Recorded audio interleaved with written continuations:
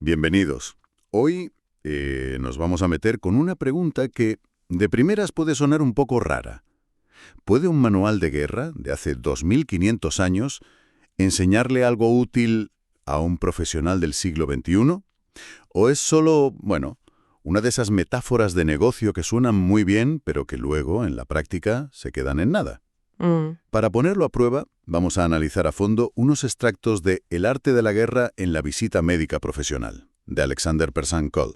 La premisa es esa, tal cual, coger los principios de Sun Tzu y ver si de verdad se puede transformar el trabajo de un visitador médico en casi una campaña estratégica. Es que es una prueba de fuego súper interesante, ¿eh?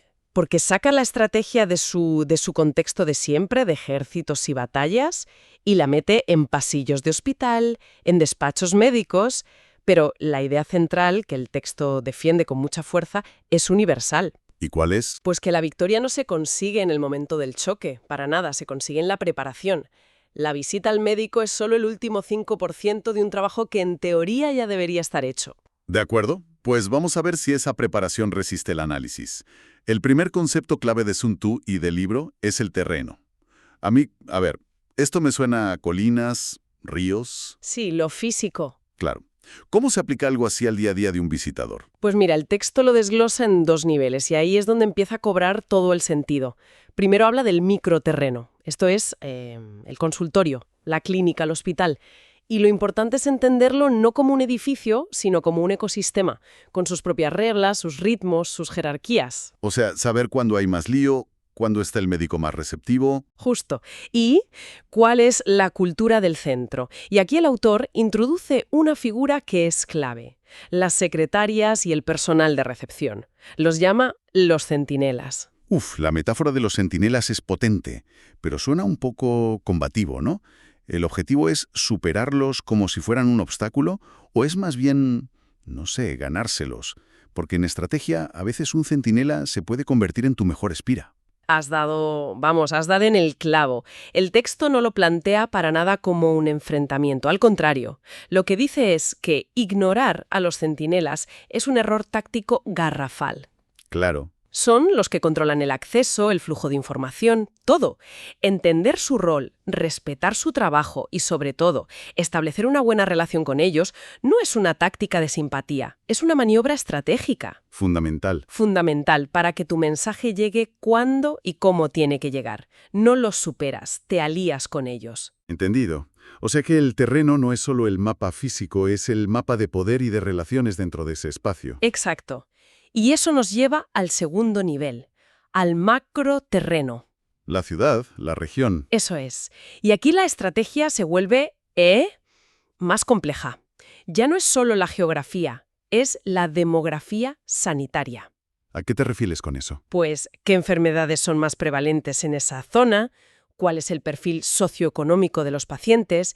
El texto insiste en que un visitador que presenta un tratamiento de alto coste en un área con bajos recursos, pues no está haciendo su trabajo. Porque no está ofreciendo una solución real. No está ofreciendo una solución viable. Exacto. Aquí es donde la estrategia se pone interesante. El libro sugiere que el visitador tiene que hacer algo que a las farmacéuticas a veces les cuesta, que es pensar, no solo en el médico, sino en el paciente final. El objetivo no es vender un producto, es vender una solución viable. Es un cambio, es una redefinición completa. Es un cambio de paradigma total. Y conecta directamente con otro pilar de Sun que el libro adapta muy bien: la logística. ¿La logística? Sí. Sun Tzu decía que un ejército se agota más por las largas marchas que por el combate en sí. Para un visitador, una ruta mal planificada es el equivalente a esas marchas inútiles. Es burnout garantizado. Claro, el agotamiento. Por eso, agrupar las visitas por zonas no es solo por ser eficiente, es una forma de conservar la energía, lo que el libro llama la moral de la tropa, para los momentos que de verdad importan. Y lo mismo pasa con los suministros. Los estudios, el material promocional. Precisamente, un buen estratega no malgasta sus recursos, lleva el estudio clínico adecuado para el médico especialista, no para el de cabecera, ¿sabes? Guarda las muestras más valiosas para los prescriptores clave. Es una gestión de recursos inteligente. Cada visita es una operación que necesita la logística correcta para tener éxito. Bien, creo que el concepto del terreno y la logística queda bastante claro. Pero toda estrategia de guerra necesita un adversario. Sun Tzu tiene esa frase tan famosa de «Si conoces al enemigo y te conoces a ti mismo, no debes temer el resultado de 100 batallas». ¿Quién es el enemigo aquí? No me imagino a los visitadores peleándose en los pasillos. No, desde luego que no. El enemigo, sin la carga negativa de la palabra, claro, es la competencia.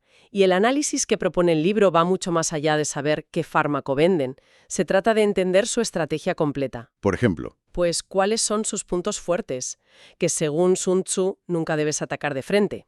Y sobre todo, ¿cuáles son sus debilidades? Su producto tiene un perfil de seguridad peor, es más caro, su servicio de soporte es malo. Ahí, justo ahí, es donde debes concentrar tus argumentos. el texto también habla de el engaño, que es una palabra que, a ver, en el sector de la salud puede generar bastante rechazo. Lo matiza como ser discreto, pero la línea entre la discreción estratégica y la falta de transparencia con un profesional sanitario parece muy fina. ¿Da el autor ejemplos de dónde trazar esa línea para no dañar la confianza? Es una pregunta crucial, sí. Y el libro es muy claro en esto, ¿eh? El engaño de Sun Tzu no se traduce como mentir o manipular al médico. Eso sería un suicidio profesional. Evidentemente. Se traduce como inteligencia competitiva y proteger tu propia estrategia. Significa escuchar mucho en la sala de espera, entender qué está haciendo la competencia, qué mensajes lanza. ¿Estar atento? Sí, y a la vez no revelar tus propias tácticas antes de tiempo. Es ser un buen observador y un mal libro abierto para tus competidores, no para tus clientes.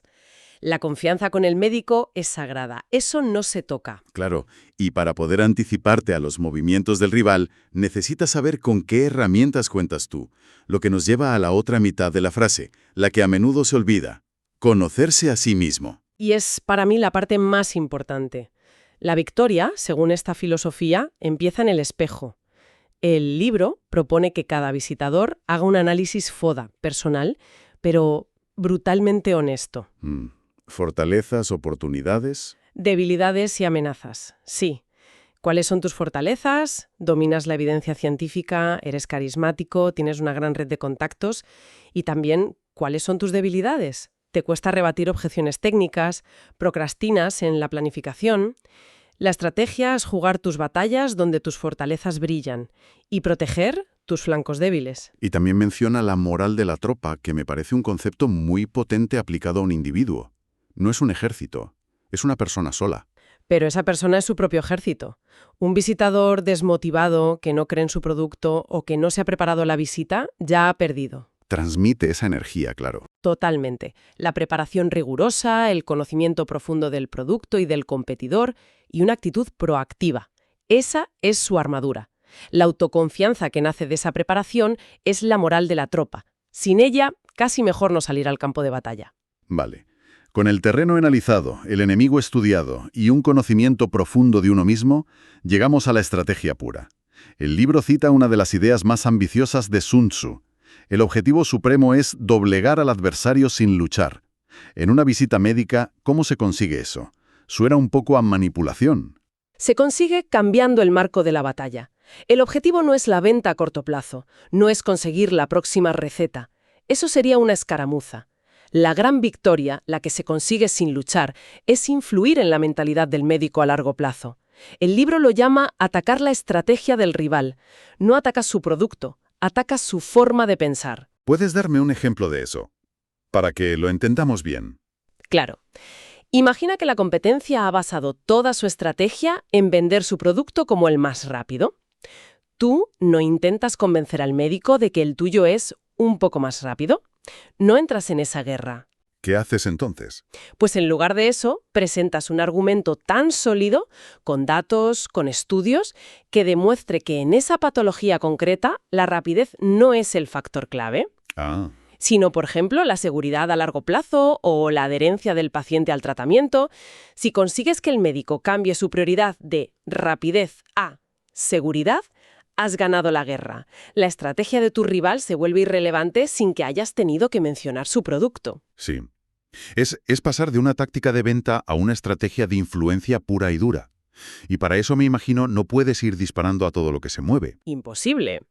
Y ahí entra otro concepto, la concentración de fuerzas. Sun Tzu era un enemigo de la dispersión. El texto lo traduce en una priorización implacable. Hay que identificar a los médicos con mayor potencial prescriptor, los objetivos estratégicos y enfocar en ellos el 80% del tiempo, los mejores recursos, la preparación más minuciosa. El principio de Pareto. Exacto. Es mucho más efectivo un golpe concentrado y bien ejecutado en un objetivo clave que 100 visitas superficiales y dispersas. Me queda una última idea del texto que es muy visual. El visitador, como un general, debe ser como el agua, que se adapta a la forma del recipiente. Es la flexibilidad táctica y es absolutamente crucial. Tú puedes tener la visita perfectamente diseñada, pero si el médico ese día ha tenido una urgencia y solo tiene 30 segundos... Tu plan se va por la ventana. Totalmente. Me imagino la escena perfectamente. Llegas con tu presentación sobre datos de eficacia a 5 años y te encuentras a un médico que apenas te mira porque está firmando informes. Insistir en los datos en ese momento es una derrota segura. Totalmente. Ser como el agua en esa situación sería leer el ambiente y decir: doctor, le veo apurado. Solo una cosa. La próxima vez que tenga un paciente con esta patología, recuerde que nuestro fármaco tiene la pauta de dosificación más simple del mercado. Nada más. Hablamos la semana que viene. Has adaptado tu fuerza al recipiente. Exacto. Y más importante aún, ser como el agua también es anticiparse, es prever las objeciones. Si sabes que la competencia es más barata, no esperas a que el médico te lo diga. Llevas preparada una respuesta impecable sobre el valor a largo plazo o la reducción de costes por hospitalizaciones. Cuando el médico plantea el obstáculo, tú ya has fluido a su alrededor. Has ganado esa pequeña batalla antes de que empezara. Entonces, volviendo a la pregunta del principio, ¿es una metáfora forzada aplicar el arte de la guerra a la visita médica? Después de esta conversación, Me parece que no. Transforma la percepción del trabajo, de ser un vendedor que sigue una ruta a ser un estratega que gestiona territorio, inteligencia y psicología. Por completo. Y la conclusión final del texto es que este enfoque no solo tiene el potencial de mejorar los resultados, sino que eleva la profesión. El visitador deja de ser percibido como un simple informador comercial y se convierte en un socio de valor para el médico, alguien que le aporta soluciones estratégicas. Y para su propia compañía. Se transforma en un activo estratégico en el terreno. El arte de la guerra se convierte, en esta aplicación, en el arte de la excelencia profesional. Y esto me deja con una reflexión final para quien nos escucha. El libro se centra en este campo, que es muy específico. Pero, ¿en qué otras profesiones del siglo XXI podríamos aplicar estos mismos principios milenarios? Pienso en un jefe de proyecto gestionando recursos y plazos, en un profesor intentando captar la atención de sus alumnos frente a la competencia de las distracciones, o incluso en un artista negociando un contrato. ¿Dónde más en nuestro día a día se puede ganar la batalla mucho antes de que ésta empiece? Simplemente a través de una preparación y unas estrategias superiores.